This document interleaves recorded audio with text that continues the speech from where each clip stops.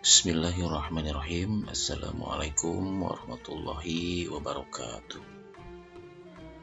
Alhamdulillahirabbil alamin, wassalatu wassalamu ala sayyidil mursalin wa ala alihi wa ashabihi ajma'in. Amma ba'du.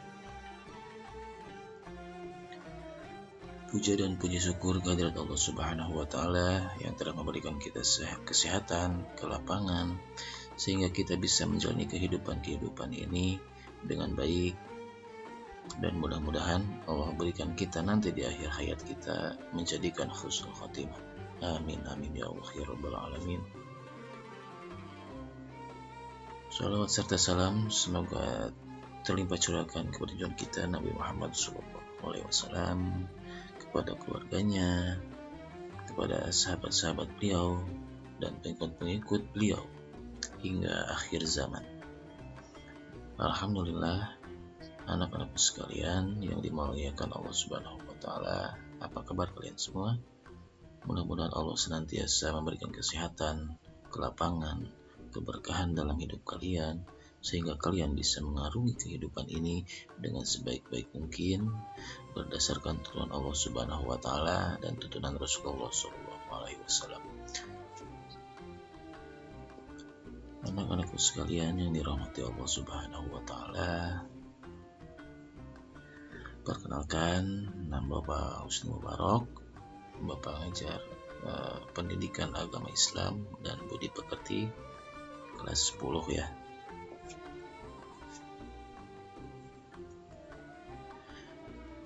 Dalam kesempatan kali ini, Bapak hanya ingin menyampaikan sebuah materi pembelajaran mengenai tentang pendidikan agama Islam tentang Asmaul Husna. Apa itu Asmaul Husna? Asmaul Husna terdiri atas dua kata. Yang pertama asma, yang kedua berarti husna. Asma berarti nama-nama dan husna berarti baik atau indah. Jadi yang dinamakan Asmaul Husna dapat diartikan sebagai nama-nama yang baik lagi indah yang hanya dimiliki oleh Allah Subhanahu wa taala. Adapun dalil tentang Asmaul Husna yaitu terdapat dalam surat Al-A'raf ayat 180 yang berbunyi, A'udzubillahi minasyaitonirrajim. Bismillahirrahmanirrahim.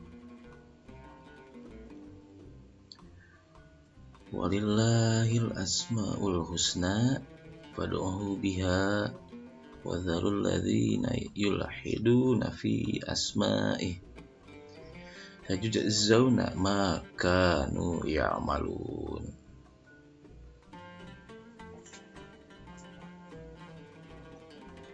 Artinya, dan Allah Subhanahu wa taala memiliki Asmaul Husna, maka bermohonlah kepadanya dengan menyebut namanya, menyebut nama-nama baik itu, dan tinggalkan orang-orang yang menyimpang dalam menyebut nama-namanya.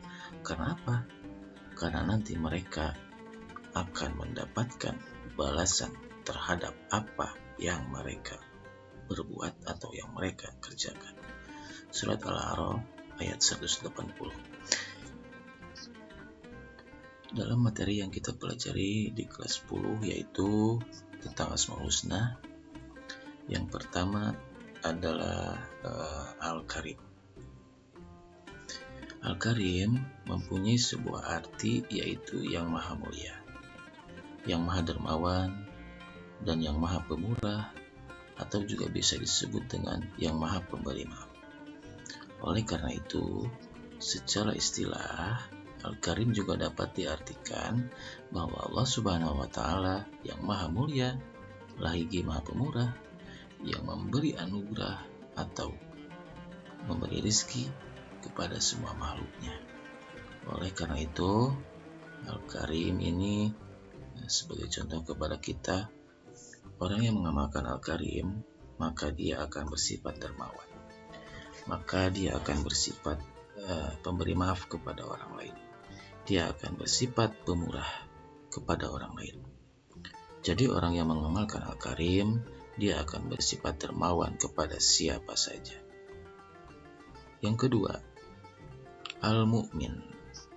Secara bahasa berasal dari kata aninah, yang berarti pembenaran, ketenangan hati, dan rasa aman. Al-Mu'min juga dapat diartikan dia maha pemberi rasa aman kepada semua makhluknya, terutama kepada manusia, dan dengan demikian hati manusia menjadi tenang. Dalam Al-Quran juga disebutkan, ketika seseorang mengamalkan Al-Mu'min, maka dia akan tenang hatinya, tidak ada rasa galau, tidak ada rasa gundah gulana, apalagi sampai-sampai sedih karena sesuatu hal dan lain sebagainya. Orang yang mengamalkan Al-Mu'min, Allah berikan dia ketenangan dalam hidupnya. Dalam Al-Quran dikatakan, alladzina wa tatma'innu qulubuhum bidzikrillah. Ala bidzikri tatma'innul qulub. Orang yang ingat dengan Allah, senantiasa Allah akan berikan dia ketenangan dalam hatinya. Jadi sekali lagi, orang yang mengamalkan Al-Mu'min berarti dia akan tenang hatinya karena dia merasa ingat dengan Allah Subhanahu wa Ta'ala. Yang ketiga, Asmaul Husna yang kita pelajari adalah Allah bersifat Al-Matin, artinya yang maha kokoh. Allah Subhanahu wa Ta'ala adalah maha sempurna dalam segi kekuatan dan kekokohannya. Jadi sifat Al-Matin ini adalah kehebatan perbuatan yang Allah miliki, yang sangat kokoh dari kekuatan yang tidak ada tandingannya. Kekokohan Allah itu tampak ketika Allah memberikan rahmat untuk hamba-hambanya. Maka tidak ada satupun orang yang dapat menghalanginya untuk Allah berikan kepada siapa saja. Inilah maha kekokohan Allah. Allah bersifat Al-Matin, artinya Allah bersifat maha kokoh dan tidak tergantung kepada siapapun itu. Ketika Allah berkehendak, kun fayakun, maka terjadi dan akan terjadilah semuanya. Adapun yang keempat, Allah bersifat Al-Jami. Apa itu Al-Jami? Secara bahasa artinya yang maha mengumpulkan, yang maha menghimpun, yaitu Allah Subhanahu wa Ta'ala maha mengumpulkan atau menghimpun segala sesuatu yang tersebar, segala sesuatu yang terserak. Allah Subhanahu wa Ta'ala maha mengumpulkan apa yang Allah kehendaki, dan dimanapun Allah berkehendak. Itulah Al-Jami, berarti maha mengumpulkan, karena kita terkumpulnya adalah karena Allah Subhanahu wa Ta'ala. Tanpa Allah mengumpulkan kita, manusia tidak bisa berbuat apa-apa. Manusia hanya la haula wala quwwata illa billahil aliyyil azim. Jadi Allah yang maha mengumpulkan dan Allah yang maha menghimpun kita, sehingga kita berada dalam satu ruangan, berada dalam satu pembelajaran, dan lain sebagainya. Yang kelima, Allah bersifat Al-Wakil. Al-Wakil mengandung arti maha wakili ataupun pemelihara. Al-Wakil, Allah yang memelihara kita, dan Allah pula yang mengurusi kita dalam segala kebutuhan makhluknya, baik itu dalam urusan dunia ataupun urusan akhiratnya. Yang keenam, Allah bersifat Maha Al-Adl. Al-Adl artinya Allah bersifat Maha Adil. Keadilan Allah Subhanahu wa Ta'ala itu bersifat mutlak, karena Allah tidak bisa dipengaruhi oleh apapun dan oleh siapapun. Keadilan Allah Subhanahu wa Ta'ala juga didasari dengan ilmu Allah Subhanahu wa Ta'ala. Dengan demikian, tidak mungkin keputusan yang Allah berikan kepada manusia itu ada kesalahan. karena Allah bersifat maha adil. Contohnya, Allah bersifat maha adil, Allah akan berikan ganjaran surganya Allah kepada orang-orang yang beriman, kepada orang-orang yang bertakwa kepadanya.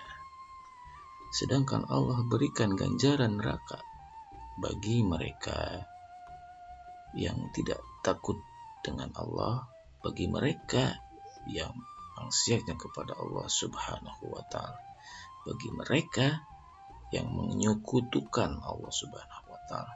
Allah akan berikan kenyamanan kepada orang yang takwa, dan Allah akan berikan nerakanya kepada mereka yang ingkar dengan Allah Subhanahu wa Ta'ala. Inilah menunjukkan Allah itu bersifat al-adl, yaitu maha adil.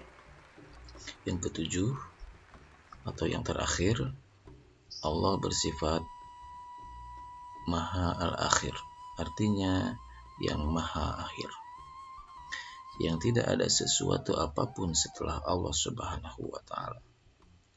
Dia maha kekal tatkala semua makhluk-makhluknya hancur. Allah maha kekal dengan kekekalannya.